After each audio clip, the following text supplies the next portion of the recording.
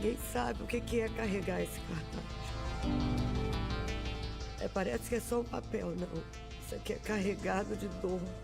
Qual é a mãe que olha pra isso e fala: minha filha vai desaparecer? Em uma movimentada rua do Rio de Janeiro, em um dia que parecia ser comum, uma jovem bonita, inteligente e de boa família desaparece sem deixar rastros. O que poderia ter acontecido com a Priscila Belfort? Olá pessoal, como vocês estão? Bem-vindos a mais um vídeo aqui do canal. E hoje eu vou começar uma nova playlist aqui do canal que são casos de crimes latinos. Nessa playlist eu vou contar todos os casos que aconteceram aqui na América Latina. Recentemente lançou na Disney Plus um documentário sobre a Priscila Belfort. Eu assisti todos os 4 episódios lá do documentário e resolvi trazer aqui pra vocês. Prontos? Então vamos para o caso número 10.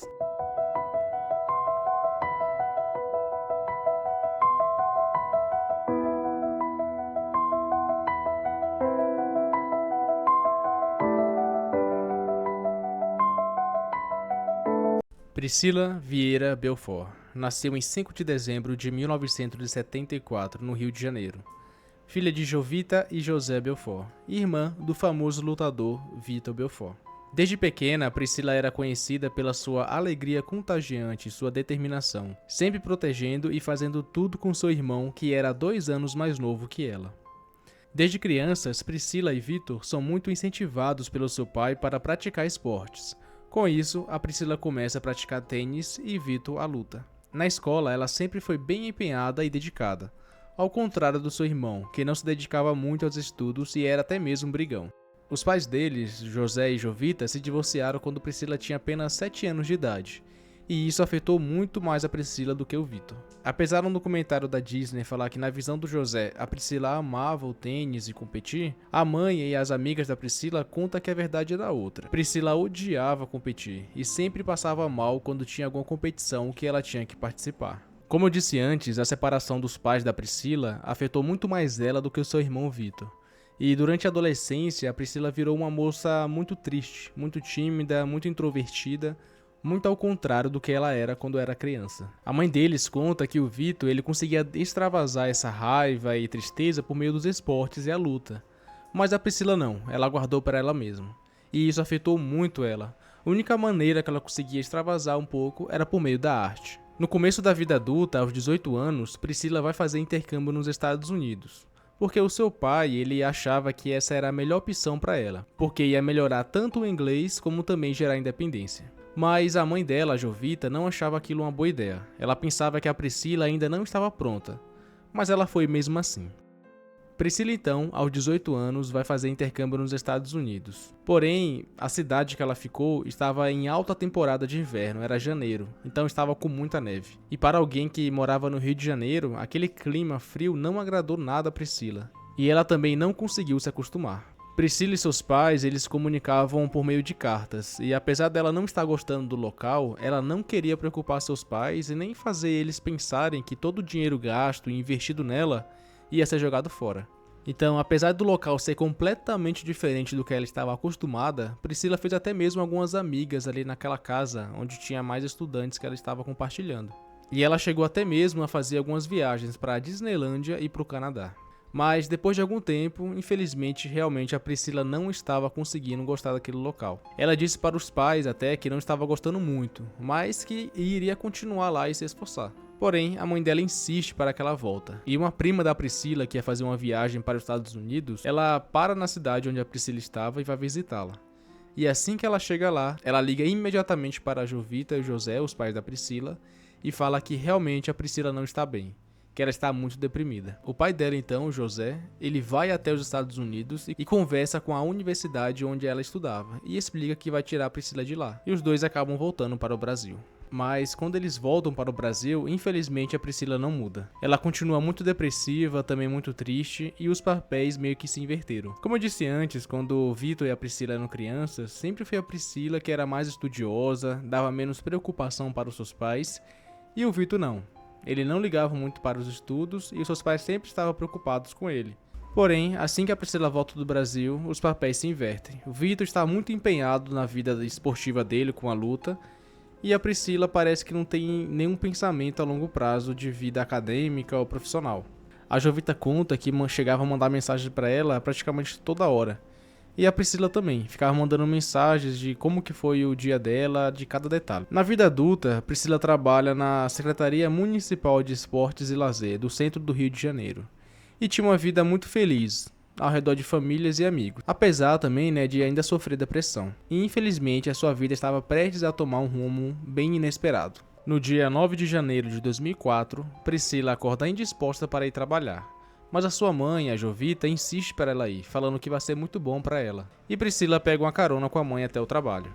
Ela sai um pouco antes do almoço naquele dia, como conta o seu ex-chefe, Guilherme Campos. O escritório ficava aqui no centro do Rio de Janeiro, na Avenida Presidente Vargas. Então a Priscila, quando chegou, ela não conhecia ninguém. E inicialmente ela chegou muito tímida, demorou um pouco a se inteirar com as colegas de trabalho. Uma colega de trabalho conversa com a Priscila no elevador do prédio e as duas se cumprimentam. Priscila sai do prédio enquanto a colega entra. Priscila é vista novamente na direção da Central do Brasil, indo para a Praça Mauá. E uma pessoa do trabalho dela a vê e pergunta se está tudo bem. Essa pessoa conta que a Priscila estava muito de cabeça baixa e até um pouco distraída. Elas se falam um pouco e depois cada uma segue seu caminho. Eu estava chegando para trabalhar e ela entrou no elevador. A Priscila entrou no elevador. E aí, tudo bom? Tudo bom, tranquilo, tranquilo. Eu entrei e ela saiu. E foi a última vez que eu tive contato com ela. E essa foi a última pessoa a ver a Priscila. Depois de algumas horas, o namorado da Priscila liga para a mãe dela e pergunta se a viu em algum lugar, ou se sabe de alguma notícia. E a Jovita liga para o trabalho da filha e eles falam que ela saiu um pouco antes do almoço, mas até agora não voltou. Jovita então, ela liga para as amigas da Priscila, porém elas também falam que não viram a Priscila naquele dia e nem conseguem falar com ela. Priscila, sou eu, sua mãe. Cadê você? Pode ser o pai, filha. Estou aguardando a resposta. O telefonema seu. Tá bom? Beijo. Tchau.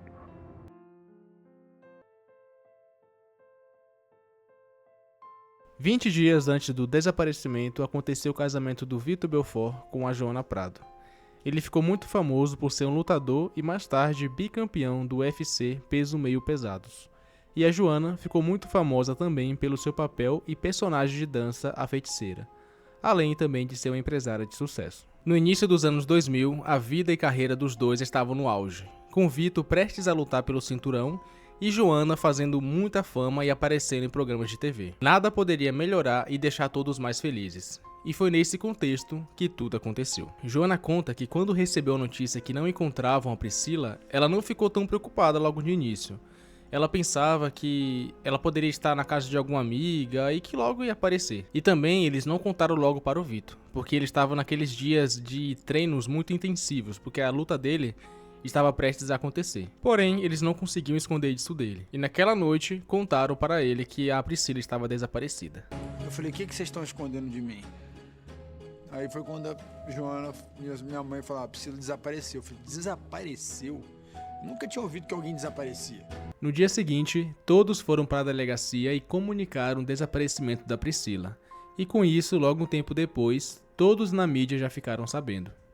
O interesse público logo tomou conta de todos, e sempre o caso da Priscila passava nos noticiários, junto também com uma recompensa de R$5.000 que o Vitor colocou para qualquer pessoa que soubesse do paradeiro da Priscila. Depois de alguns dias do desaparecimento, quando ninguém tinha nenhuma pista sobre a Priscila e todos estavam desesperados, uma chama de esperança parecia voltar.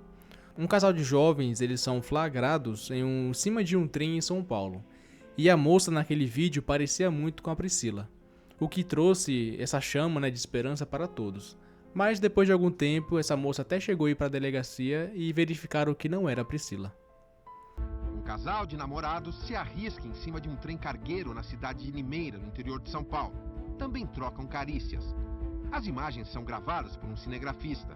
Ao assisti-las, a semelhança da moça com Priscila Belfort chama a atenção. Vitor tinha uma luta marcada depois de alguns dias para disputar o cinturão, e ele estava um pouco indeciso se ia lutar ou não, pelas circunstâncias. E ele acabou lutando sim, mas vestiu uma camisa na entrada da luta com os dizeres "Volta Priscila", o que comoveu muitas pessoas. Vitor ganhou o tão desejado cinturão de campeão, mas como ele mesmo disse depois, Fui ao céu quando venci, mas depois voltei ao inferno quando lembrei da Priscila. Já havia se passado mais de um mês desde o desaparecimento da Priscila. E como eu disse, o Vitor colocou uma recompensa de R$5.000 para qualquer pessoa que desse alguma pista sobre o paradeiro da Priscila. E o apresentador da época, Gilberto Barros, acrescentou mais R$10.000 a essa recompensa. Em meio a tantas buscas, tanta pressão e tanto sofrimento que os familiares estavam enfrentando, e também milhares de pistas de ligações de pessoas que ligavam para a polícia, mas era só pistas falsas, pessoas que só queriam recompensa, em um desses momentos, o Departamento de Antissequestro do Rio de Janeiro estava investigando um caso de um rapaz que tinha sido mantido refém de uma quadrilha lá no Morro da Província. Esse rapaz conta que durante o cativeiro dele, um dos sequestradores deixou sem querer escapar o rosto. E quando ele percebeu, era o Gerinho, um dos líderes ali daquele morro. A vítima conta que quando o Gerinho percebeu que ele tinha visto o rosto dele, ele falou que já tinha matado a Priscila e ele seria o próximo. Com isso, o rapaz se desespera, ele consegue fugir desse cativeiro e fala tudo para a polícia. Com isso, o Departamento de Antissequestro já tinha um nome a quem procurar, esse tal de Gerinho no Morro da Providência. E o interessante é que, conforme o tempo ia passando, o caso não esfriava. E durante um dos programas do Gilberto Barros, a produção recebeu uma ligação de uma mulher que dizia ser cúmplice do sequestro da Priscila. Essa mulher disse que chamava Michele, e interessante que durante o documentário, eu peço muito que vocês assistam também, durante o documentário mostra vídeos e fotos lá do caso real. Então aparece Gilberto Barros durante o programa dele, falando ao vivo para a mulher retornar a ligação para falar diretamente com ele. E a mulher retorna. Ela fala que chamava Michele e que também ela agiu com o primo do Gerinho, um homem chamado Leandro, e também conhecido como Periquito. Essa mulher conta que sequestrou a Priscila no último lugar que viram ela, que foi perto da Praça Mauá. Ela conta que estava no carro com Leandro e chamou a Priscila, falando para entrar também no carro, que seu irmão estava junto. E ela conta que a Priscila acreditou nela e entrou no carro junto. O Departamento de Antissequestros pensou que enfim tinha algo concreto para ir atrás. Mas depois de algumas investigações sobre essa mulher, a Michele, eles descobriram que ela tinha inventado tudo aquilo. Somente ela tinha inventado tudo para poder se aproximar mais do delegado da época, porque ela estava interessada.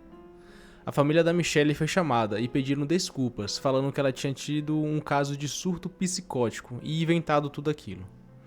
E a explicação dela, saber do nome do Gerinho, também do primo dele, o Leandro, lá o Periquito, e também saber um pouco do caso, é porque desde aquela época esses dois criminosos já vinham fazendo crimes ali, então ela já conhecia um pouco sobre eles. Com isso, foi um banho de água fria para todos.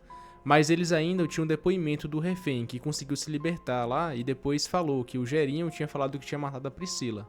Então, o Departamento de Antissequestros ainda tinha esse depoimento e sabia que eles tinham que encontrar esse tal de Gerinho. Então, 2 anos depois do desaparecimento da Priscila, foi montada uma mega operação no Morro da Providência para capturar o Gerinho. E, infelizmente, também com essa mega operação, fizeram vítimas fatais. Nesta manhã, policiais da Divisão Antissequestro e do BOP fizeram uma operação no Morro da Providência em busca de Gerinho. O suspeito foi citado por Michele como responsável pelo sequestro de Priscila Belfort.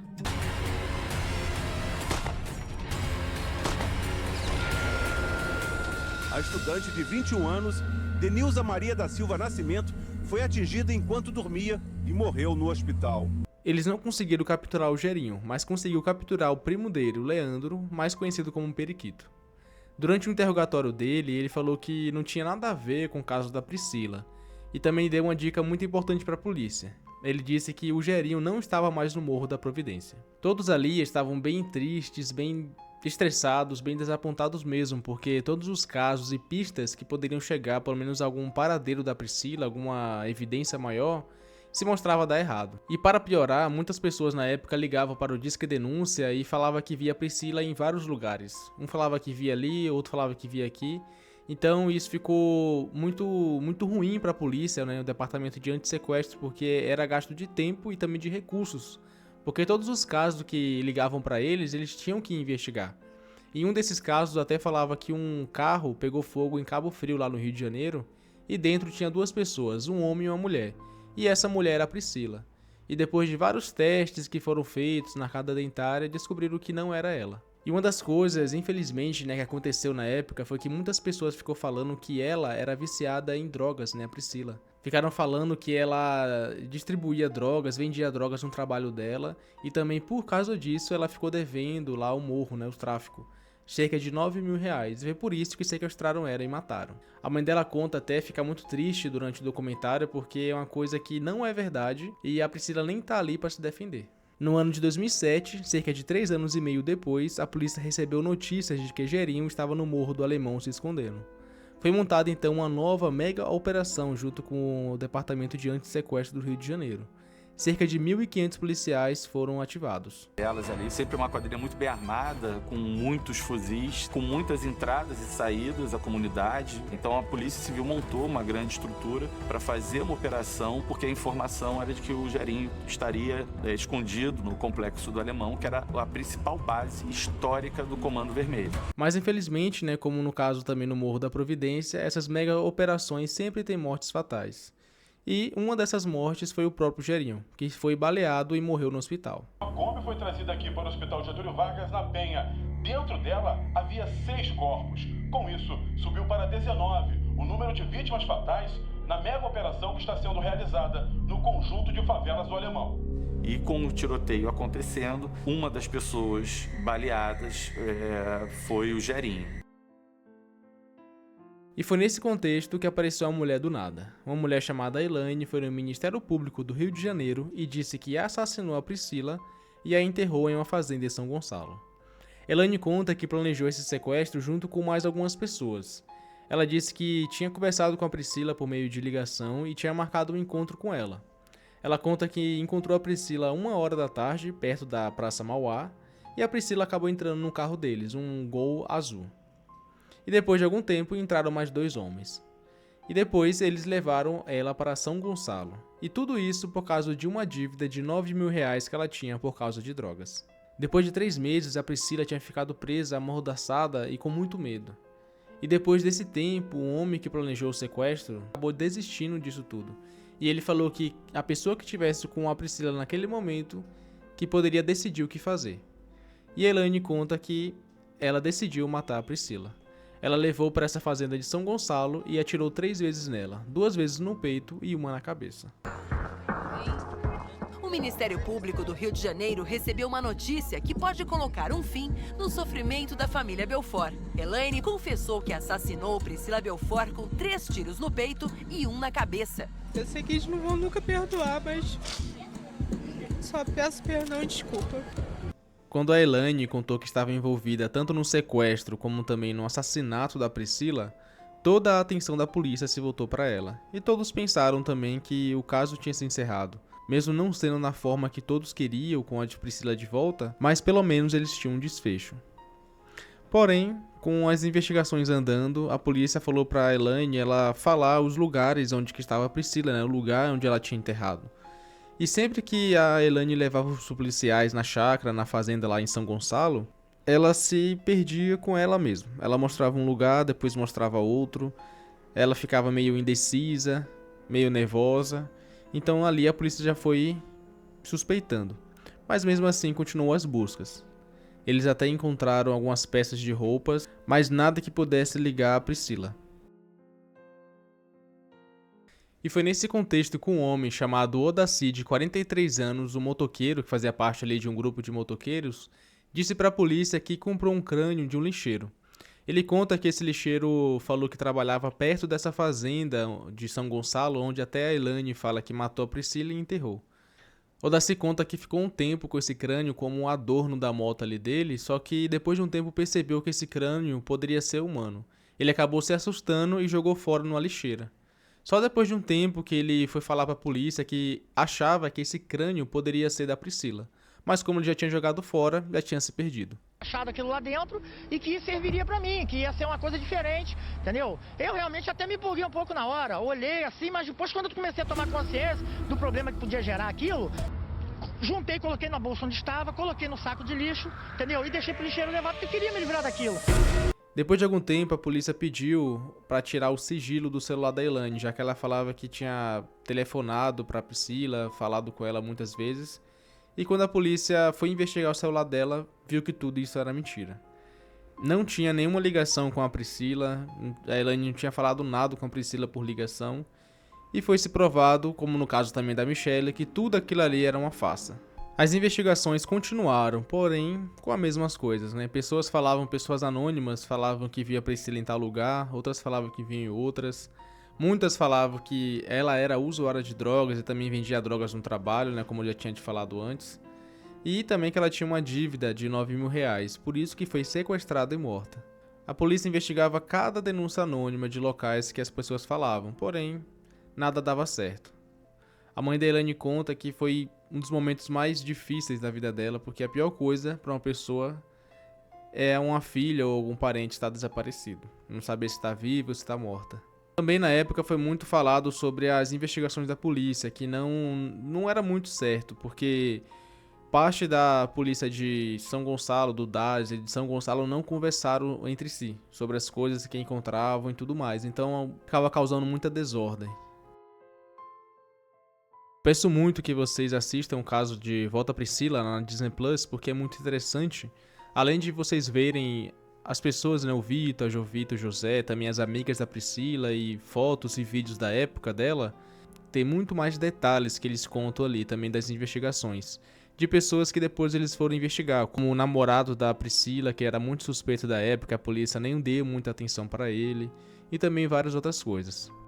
E no ano de 9 de janeiro de 2019, a Jovita foi nomeada coordenadora de pessoas desaparecidas da Secretaria de Direitos Humanos. Ela luta pelas pessoas que têm seus filhos e parentes desaparecidos. E com isso conseguiu encontrar um propósito para ela. Se houve mesmo assassinato, né, a Priscila foi morta, esse crime prescreveu nesse ano, em janeiro de 2024. Mas o promotor do caso disse que as investigações estão continuando e novas pistas estão vindo por aí. No ano de 2023, Vitor Belfort mostrou para os seus 3 filhos, Davi, Vitória e Kiara, fotos e vídeos, né, que eu mostrei aqui nesse caso, também tendo documentário, sobre a tia deles, a Priscila. E foi um momento muito emocionante para todos, que os filhos contam que o sonho deles é conhecer a tia um dia. E esse foi o caso de hoje. Muito obrigado por assistir até aqui. E deixe nos comentários, por favor, o que vocês acham desse caso. Será que a Priscila foi sequestrada e já foi assassinada? Será que ela está viva até hoje ou ela desapareceu porque ela mesma quis? E também deixe um like e não se esqueçam de se inscrever. É muito bom quando recebam notificação aqui de novos inscritos. Nos vemos no próximo caso. Tchau.